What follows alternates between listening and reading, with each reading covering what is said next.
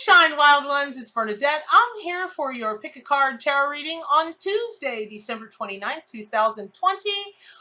Oh, we're coming to the close of 2020. Yes, we are. Just a few more sleeps and we're going to be coasting into a brand new year. And because of that, and because I just have seen so many conversations on Facebook and, or just swirling around me, because it's all about me. It's really not. It's all about you. Well, it's all about all of us. But I really am not surprised that this card came out. And I actually am really, really glad that it did. So the card that's come for you all today, the animal, is the Manatee, the Five of Cups. And, the fives in the tarot, the traditional tarot based on Rider Waite, which is what I read with, through my own Arc Animal Tarot and Oracle deck, fives speak of loss and they speak of, big spiritual awakenings and big leaps forward if you're willing to take them. And this card is no exception. Now, I live in Florida, right? So between Jimmy Buffett and the beaches and manatees, I know a fair amount about manatees. And when Manatee wanted to be the Five of Cups in the Ark, I had to sit with that for a bit. I mean, certainly I was going to give the Manatee its own way, right? But I just had to really think what that meant, because when you take a look at the traditional tarot card meanings of the Five of Cups, well, first of all, cups is rooted in emotion, and it tends to be the least mature, represent the least mature people of the tarot. And, they're just so much in their emotions. They can't think rationally. They can't reason. And when you take a look at the image on this card, you've got this poor old boy and he's standing there in his robe and he looks all forlorn, and, three of the chalices are spilled out on the left side and two of them are standing upright on the right side.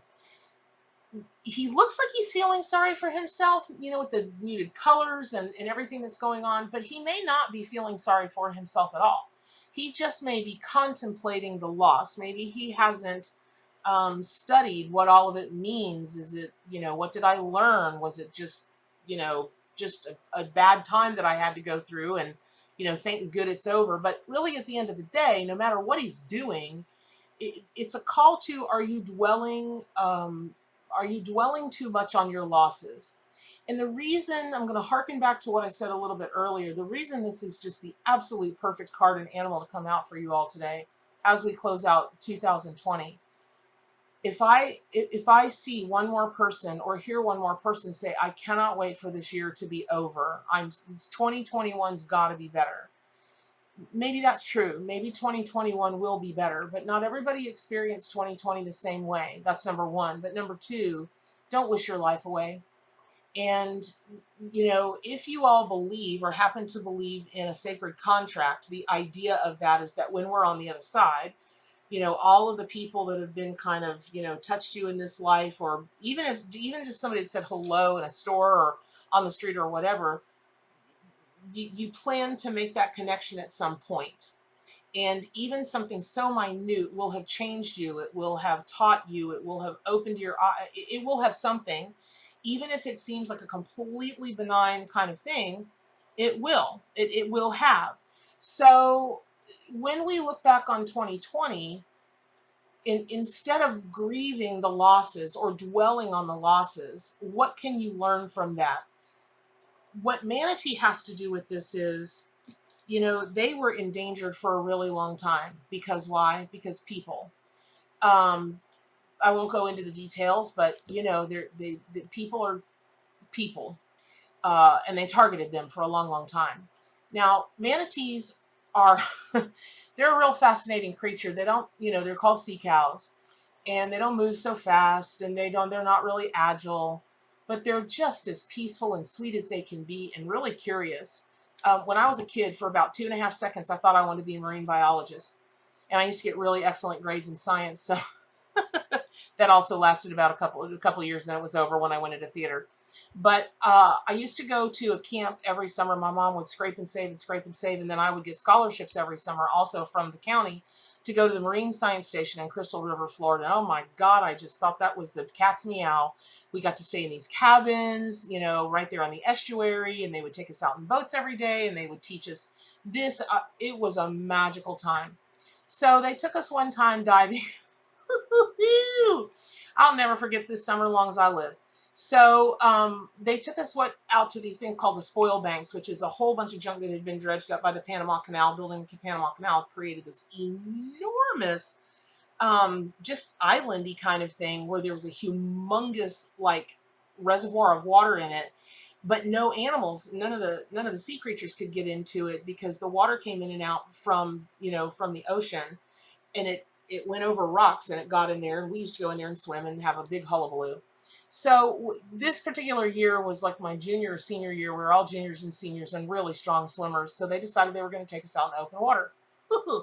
So Bernadette climbs in the water, and I've got my head down with my snorkel and my mask and everything. And all of a sudden I hear wham, wham, wham, wham, wham. And I came up like this because that's your signal. If you're in the water and it's, above your ears, you can't hear. All the shouting in all the world's not going to do it. So if there was something going on, they would bang on the bottom of the boat, knowing that sound would come through. Well, when I raised my head, all I could see were fins cutting through the water. And my worst fear had come true.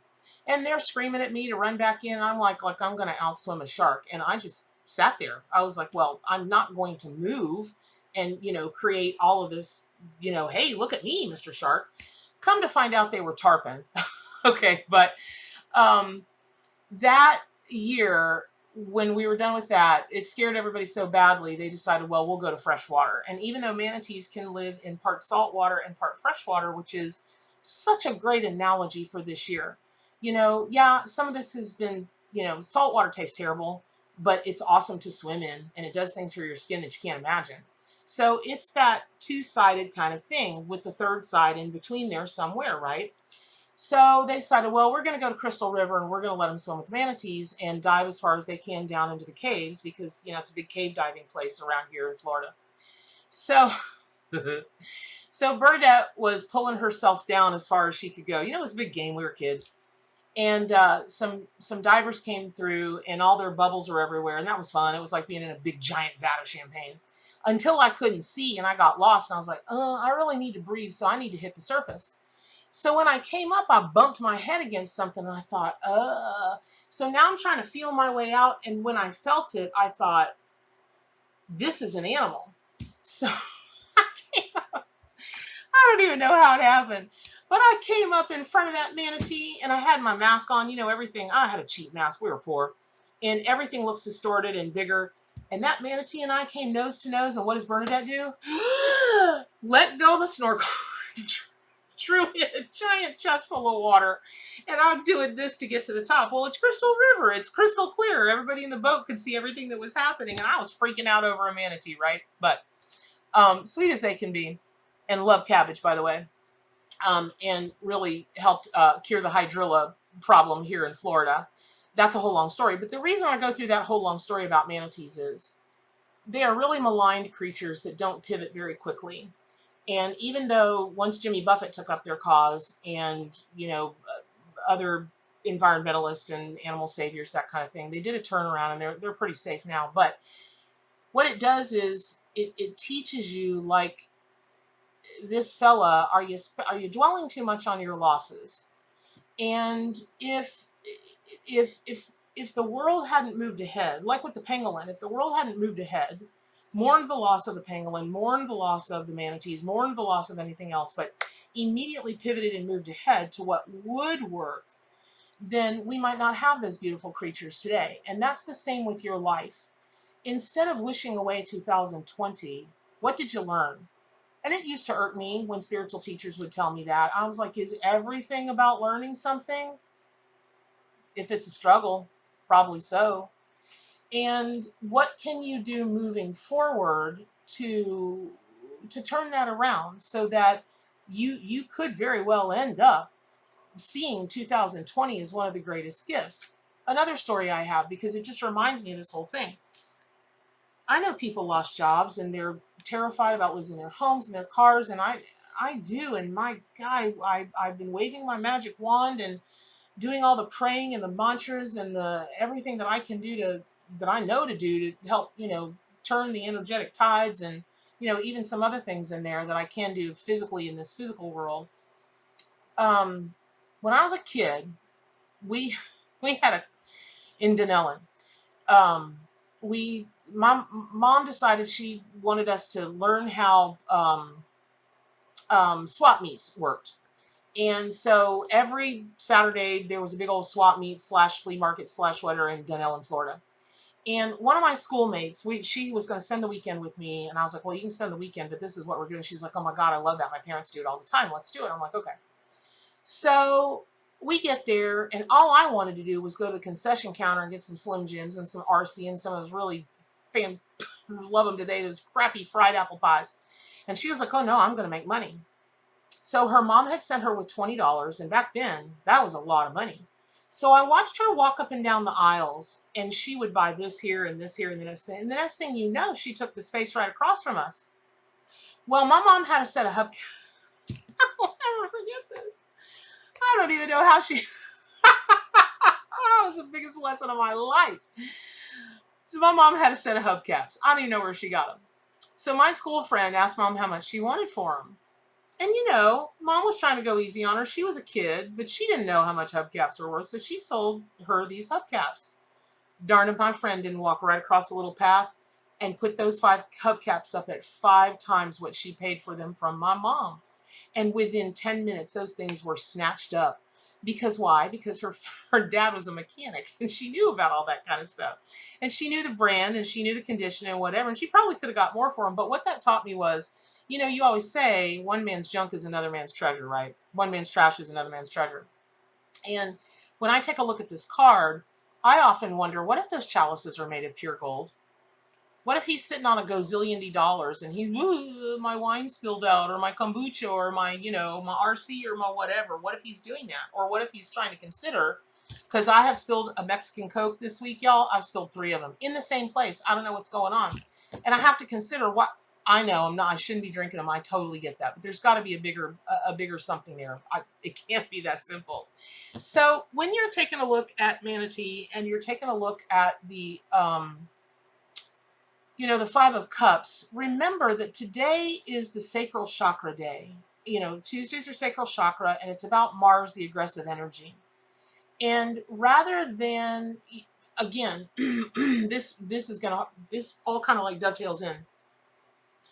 I was talking to my sister yesterday, and I said, you know, how could I help people understand that when they're trying to work past their fears, they're usually focused on the wrong thing?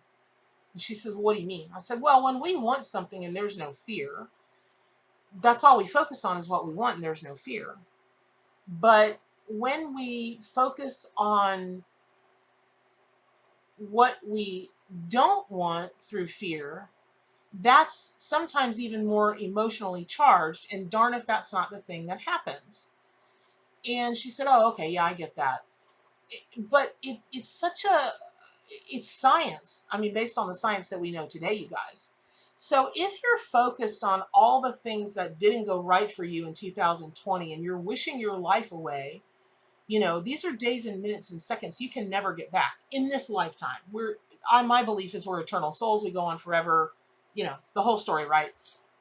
But in the moment, why would you do that? Why wouldn't you make the conscious choice to pivot and take away some of those lessons that you learned? I have been very fortunate. You know, at the first of the year, there was a little bit of a downturn in my business, but it stabled out pretty quickly. And, you know, I'm very fortunate. And other people I know have not been as fortunate. However, let me just say this.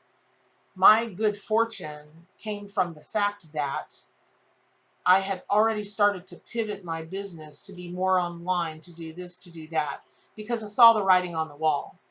And some of what you may see is the writing on the wall. The world has changed, and it is not ever going to go back to being the same. And you must evolve with it. Adapt or die. Now, it's not that critical. That was a great marketing book back in the like 80s or whatever. People still read it today. It's fantastic. Adapt or die. And I'm a marketing geek. Oh my God. Can't say I'm very good at it, but I love reading about it. So the psychology of it just fascinates me. So maybe figure out what you've got to do to pivot, because when I tell you so many people are resistant to it, I'm watching metaphysical businesses go down in flames because they will not. They just will not get past their fears. They will not learn the technology to get online. They just won't. They know they should. They'll tell you, I know I should, but I don't know how and I can't and then they spin, right? So with your aggressive energy today, how about be aggressive and come from your sacral chakra with the creativity there to work with Manatee to know that, okay, well, maybe, oh my gosh, this is perfect. So Manatee, right?